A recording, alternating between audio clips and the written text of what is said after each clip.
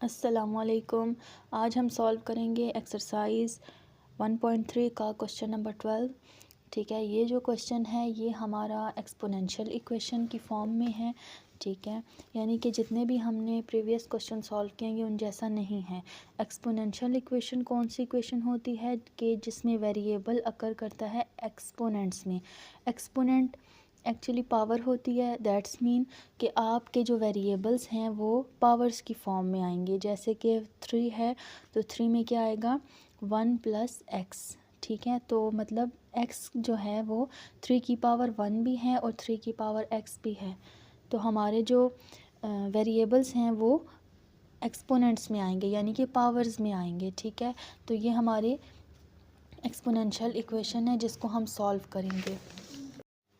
या फिर आप बहुत ही अगर सिंपल वर्ड्स में या अपने वर्ड्स में आप समझना चाहें तो आप इसको ऐसे भी कह सकते हैं कि जो x है वो हमारा पावर में आएगा। ठीक है, इससे हमें समझ आएगी कि इस क्वेश्चन में देखें 4.2 2 की पावर में 2x + 1 है और यहाँ पे 2 की पावर में x है। मतलब वेरिएबल्स जो हैं वो एक्सपोनेंट्स में आ गए यानी कि पावर्स में आ गए हैं, इसलिए इसको हम एक्सपोनेंशियल इक्वेशन बोलते हैं। ठीक है, तो सॉल्व करना स्टार्ट करते हैं। सबसे पहले तो हम क्वेश्चन को देख लेते हैं। 2x + 1 है। ठीक है, -9.2x + 1 = 0। एज इट इज़ हमने क्वेश्चन किया है। अब आप एक ज़रा रफ़ वर्क में एक चीज़ को देखें कि मैंने आपको जैसे अभी पहले बताया था कि पावर्स में वेरिएबल होती हैं। फॉर एग्ज़ाम्पल 1 + x ये है, तो दैट्स मीन कि 3 की पावर 1 थी और 3 की पावर x थी और बेसिस सेम थी, इसलिए पावर्स को आपस में ऐड कर दिया गया है। एक बार फिर देखें, फॉर एग्ज़ाम्पल अगर इस तरीके से क्वेश्चन आ जाता है 3 1 + x है तो आप पावर्स को देखें। दैट्स मीन कि 3 की पावर 1 भी है और 3 की पावर x भी है।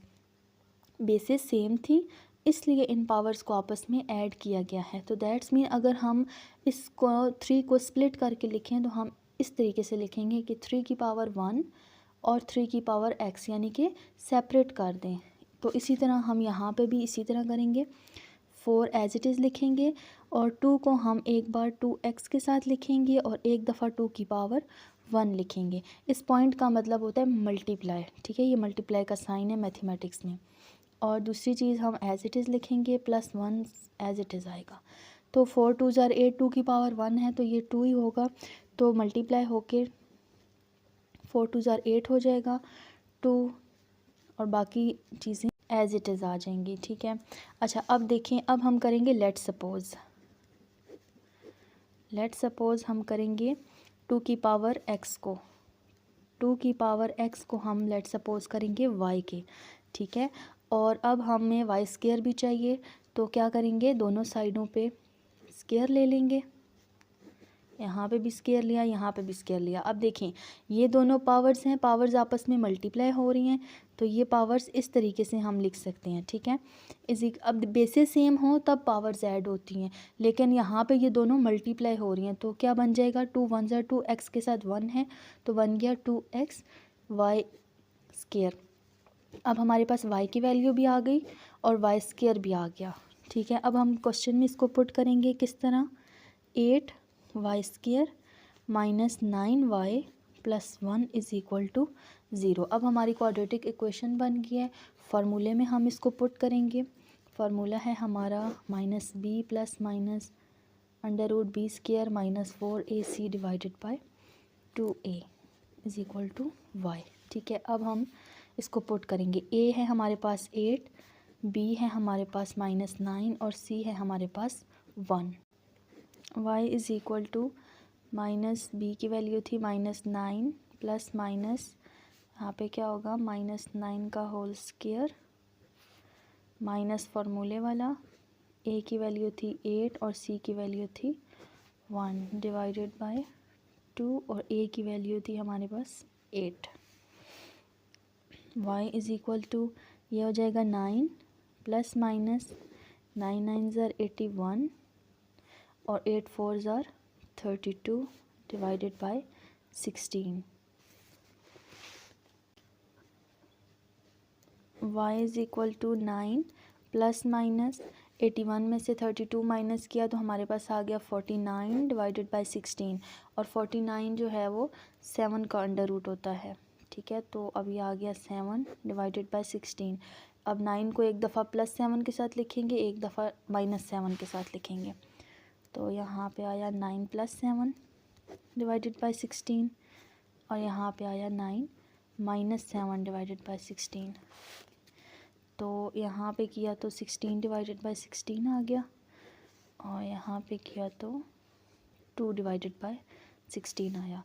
16 से कैंसिल, तो y = 1, और यहाँ पे आ गया y = 2 1 ज़ा 2, 2 8 ज़ा 16, तो आ गया 1/8। हमारे पास y की वैल्यूज़ निकल आई हैं। अब हमने जो लेट सपोज़ किया था उसमें हम पुट करेंगे। लेट सपोज़ हमने किया था 2x = y, तो यहाँ पे हम पुट करेंगे 2x = 1। अच्छा, यहाँ पे आ गया 2 की पावर x = 1/8। अब यहाँ पे एक ट्रिक यूज़ हो रही है कि किसी भी चीज़ की पावर जो है वो 0 लें तो वो 1 के इक्वल होती है। जैसे कि आप 3 की पावर 0 ले रहे हैं तो दैट्स मीन ये 1 के इक्वल है। अगर आप 4 की पावर 0 ले रहे हैं तो दैट्स मीन ये भी 1 के इक्वल है। तो इसी तरह हम यहाँ पे 2 की पावर 0 लेंगे जो कि किसकी इक्वल होगी, 1 की, क्योंकि हमें बेसिस सेम चाहिए ताकि हमारी जो पावर्स हैं, एक्सपोनेंट्स हैं, वो एक दूसरे के इक्वल आ सकें। यहाँ पे तो है 2 की पावर x, लेकिन यहाँ पे 1 की पावर तो कुछ भी नहीं है ना, तो हमें बेसिस सेम करनी है ताकि हमारे जो एक्सपोनेंट्स हैं वो इज इक्वल आएँ एक दूसरे के। अगर यहाँ पे देखें 2 और 2 आ गया तो दैट्स मीन x = 0 हम लिख सकते हैं। किसी भी चीज़ की पावर अगर 0 हो तो वो 1 के इक्वल होती है, ये रूल आपने याद रखना है। और एक्सपोनेंशियल लॉ के मुताबिक x = 0 हम इसको लिख सकते हैं, क्योंकि बेसिस सेम है और दोनों के दरमियान में इज़ इक्वल का साइन है, तो पावर्स आपस में इक्वल हो जाएंगी, ठीक है।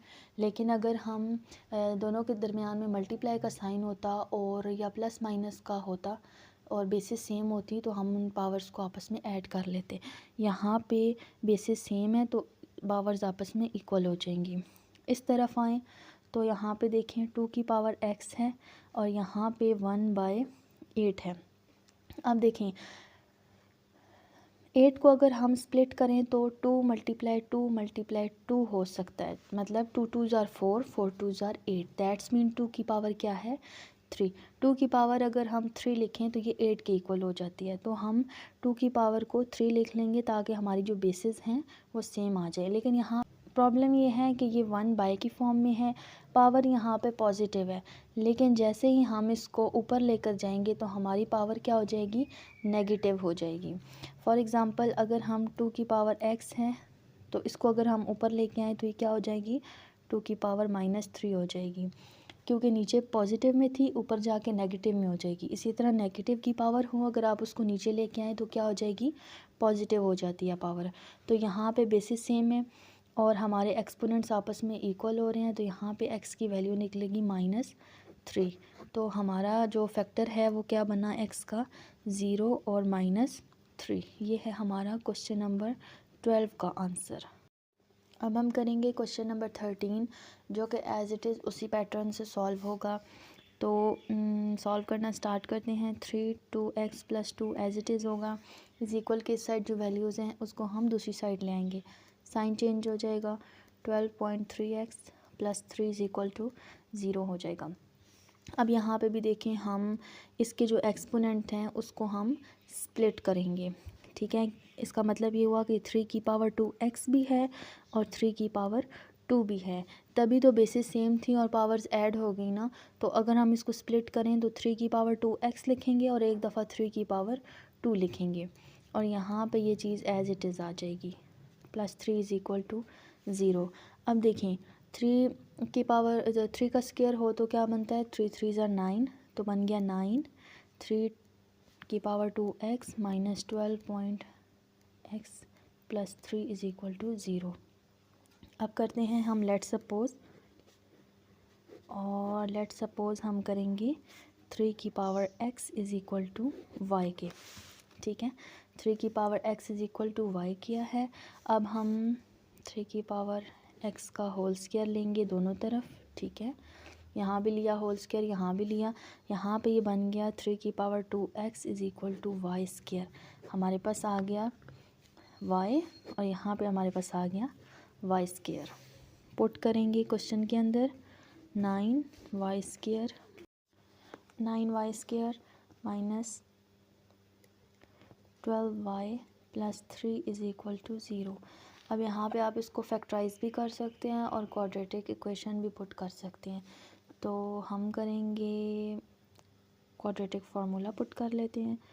तो y is equal to minus B plus minus B square minus 4ac divided by 2a। a की वैल्यू है 9, b की वैल्यू है माइनस 12 और c की वैल्यू है 3। तो y is equal to minus 12 plus minus 12 का होल स्क्वायर माइनस 4, a की वैल्यू है 9 और c की वैल्यू है 3 डिवाइडेड बाई 2 और a की वैल्यू है 9। y is equal to 12 plus minus 12 का स्क्वायर होता है जी 144 माइनस 9 3 ज़ा 27 और 27 मल्टीप्लाई 4 किया तो आया 108 divided by 18। y is equal to 12 plus minus 144 में से 108 माइनस करें तो आता है 36 डिवाइडेड बाय 18। और 36 हमारा जो है वो 6 का अंडर रूट है। तो एक दफ़ा y को हम पॉजिटिव 6 के साथ लिखेंगे और एक दफ़ा नेगेटिव 6 के साथ। पॉजिटिव 6 के साथ लिखें तो बनता है 12 प्लस 6 डिवाइडेड बाई 18 और नेगेटिव के साथ लिखें तो 12 माइनस 6 डिवाइडेड बाई 18। यहाँ पे आ गया 18 डिवाइडेड बाई 18 y। कटिंग हो गई, वैल्यू निकल आई y की 1 और यहाँ पे 12 माइनस 6 करें तो आ गया 6 डिवाइडेड बाई 18। अब देखें 3 की टेबल से ही कटिंग हो जाएगी। 3 2 ज़ार 6, 3 6 ज़ार 18, 2 1 ज़ार 2, 2 3 ज़ार 6। y की वैल्यू आ गई 1 डिवाइडेड बाई 3। अब हम इसको पुट करेंगे जो हमने लेट सपोज किया था 3x is equal to Y के। अब y की जगह हम 3x और 3x पुट करेंगे। यहाँ पे हम लिखेंगे 3x इज़ इक्वल टू 1 और यहाँ पे हम लिखेंगे 3x इज़ इक्वल टू 1/3, ठीक है। तो यहाँ पे as it is previous question की तरह मैंने आपको बताया था किसी भी चीज़ की पावर अगर 0 हो तो वो 1 के इक्वल है। यहाँ पे हम 3 की पावर को 0 करेंगे, ठीक है। बेसिस सेम है तो जो इनके एक्सपोनेंट्स हैं वो इज़ इक्वल हो जाएंगे। तो x इज़ इक्वल टू 0, ठीक है। फिर देखें 3 की पावर है x और यहाँ पे था 1। तो किसी भी चीज़ की पावर अगर 0 हो तो वो होती है 1 के इक्वल। तो 3 की पावर हमने 0 की है ताकि बेसिस सेम हो जाए और एक्सपोनेंट्स को हम इज़ इक्वल कर लें। तो यहाँ पे आ गया x इज़ इक्वल टू 0। दूसरी तरफ चलें तो 3x इज़ इक्वल टू, यहाँ पे 3 की पावर 1 है तो हम 1 की फॉर्म में इसको ऊपर ले आएंगे तो पावर नेगेटिव हो जाएगी, यहाँ पे होगी -1। यहाँ पे बेसिस ऑलरेडी सेम है तो एक्सपोनेंट्स एक दूसरे के इक्वल हो जाएंगे। x इज़ इक्वल टू -1, यहाँ पे 0 और -1 फैक्टर्स हैं किसके, x के। और ये आंसर है हमारे क्वेश्चन नंबर 13 का।